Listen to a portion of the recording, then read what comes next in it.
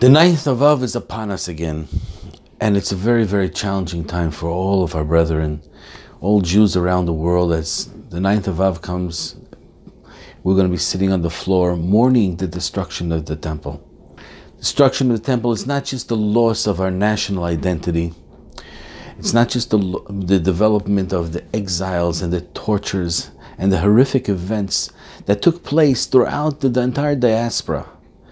Destruction of the temple is also, we lost the ability to connect with Hashem in the most intimate way. I'd like to share with everyone today a story about a man who was very dear to me, who loved me, who cared for me. And as I was a little child, he held me on his shoulders, and boy, was it really high, because he was a tall, graceful man. This man, his name was Reb Meir Birnbaum. Reb Meir Birnbaum was a second lieutenant in World War II. And he was there on the front lines liberating Jews in various different camps. They came to a certain camp. And upon the approach to the camp, they came running to him. And they said, Meir, Meir, Meir, there's a kid in a room. He's shaking, he's trembling. No one can reach him. No one can understand him. We need you to go and talk to him. He says, of course. Meir was from Brooklyn. He was fluent in Yiddish. And he went to sit with this boy. Obviously, the boy has gone through tremendous trauma, but they didn't understand the magnitude of the trauma. He sits and he talks to them, and he's trying. And he steps outside and he asks, what happened here? Why is this kid staring out the window towards the gallows? And they explained to him, Meir, here's the story. The Germans that were running this camp, they knew that the Americans were coming, and it was their last opportunity to have fun. In their warped sense of fun, they reached out to the entire camp and said, are there any brothers? Please step forward. Is there fathers and sons? Please step forward. Anybody that had relationships in camp had to step forward. So here was a father and son, there was a brother, there was an uncle and a nephew. They all had to step forward. And in front of the whole camp, they put guns to their heads and they said, you're going to decide now who's going to hang the other one. It's an unbelievable decision. You two brothers, which brother is going to decide? I should stay, you should live, who should die? A father and a son, who should live, who should die? The father says to his son, you're the love of my life. You're my continuity. I need you to live on, my dear son. And the son responded back to his father, my dear father, I learned in Cheder, I'm not allowed to hurt my father, no matter what. He says, but today it's different, my dear son. I need you to listen because I need you to live on. And if you don't listen to them, then we're both going to die today. But if I do what they say, I can't live. I will be a shell of a person. I'll be dead. And here's a young boy debating with his father as his father gets up on a chair, puts the noose around his head, and the Nazis are taunting them and saying, quick, make a decision. And the child has to go and kick the chair from underneath his father's feet so that he'll hang.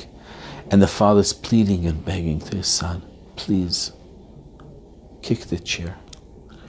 And he says, Father, I can't do this to you. And they put a gun to the child's head, and the father starts to scream, kick the chair, kick the chair. And the child just slightly puts his foot towards the chair, and the father throws the chair from underneath his feet and hangs himself. And to this, Meir is sitting with his child, and the boy is just chuckling, staring out the window at the gallows of where his father was hanging. And the boy asks Meir one question. And teach me how can I do tshuva? How can I correct my ways? To which Meir, his mind exploded. This is the only thing this child wants to know. How can I better my way? You're in hell itself. And this is what you... And he hugs the child and he embraces the child.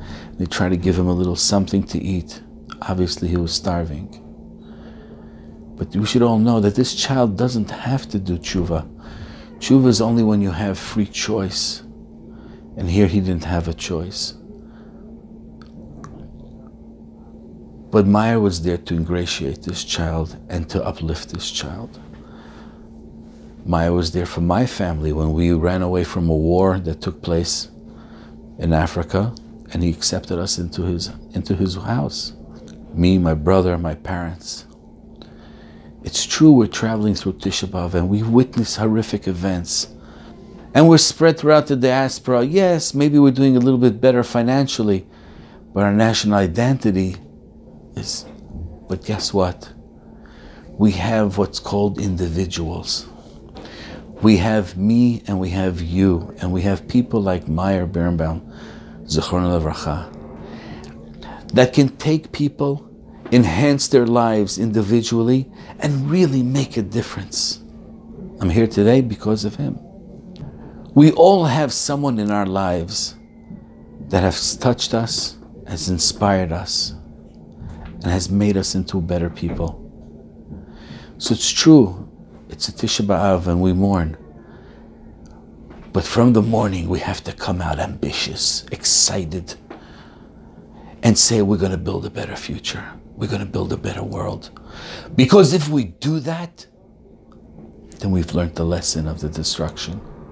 If we come out of a Holocaust and we say we're going to build a better world, then we've learned the lessons. And we've paid the price, and we can make a difference.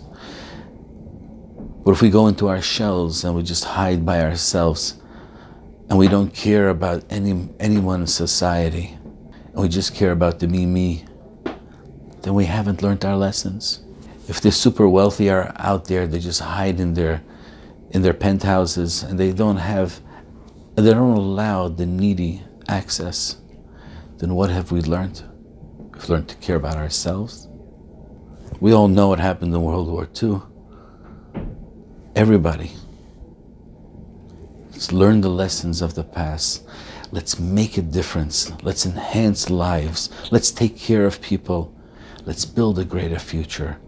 And like this year, Tisha B'Av comes out on Shabbat, which will be a joyful day. So too the future will bring that Tisha B'Av will only be a holiday. Thank you.